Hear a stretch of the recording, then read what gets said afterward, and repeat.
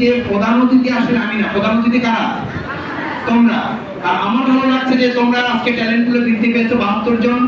আমিও সেই কবে সালটা ভালো মনেও নাই, আমি এরকম একটা ছোটখাটো ট্যালেন্ট গুলো বৃদ্ধি পেয়েছিলাম, জেলার মধ্যে ফার্স্ট হয়েছিলাম। তখন তো আমাকে আমার প্রিন্সিপাল যিনি ছিলেন উনি মানে গরুর মগজ দিয়ে আমাকে খাওয়াইছিলেন। তো তোমাদেরকে আমি দুর্ভাগ্য যে গরুর মগজ আজকে খাওয়াতে পারলাম না, আর একদিন খাওয়াবো ইনশাআল্লাহ। সবাই বসো, অনেক ধন্যবাদ। একটা করতালি সবার জন্য।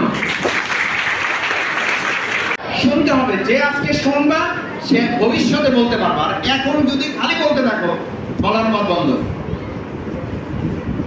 আমি সংসদে কয়েকদিন আগে একটা কথা বলেছিলাম, মোটরসাইকেল ড্রাইভ করার জন্য ছেলেকে দিয়ে আসছে প্রশিক্ষণ সেন্টারে।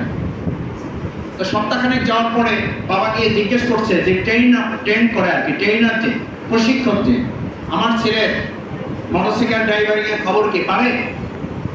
তো ড্রাইভার যে প্রশিক্ষণ দেয় আর কি, ট্রেনার, সে একটু চালাক বসে আছে, মানে বহুদিন ধরে দেয়।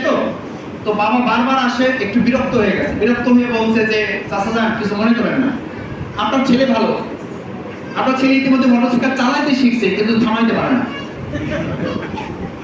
আপনারা যারা সাইকেল চালাইছেন প্রথম দিকে, মোটরসাইকেল চালাইছেন, মনে আছে?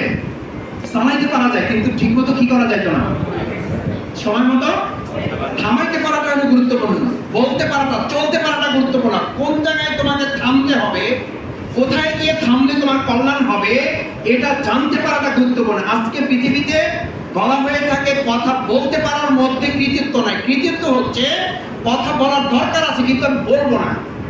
কথা বলে পৃথিবী এখন জয় হবে না। এখন পৃথিবী জয় হবে কথা নয়, কাজের মাধ্যমে। আমরা বাউফলে কথার পরিবর্তে কাজ দিয়ে বাংলাদেশে মাথা উঁচু করে দাঁড়াতে চাই।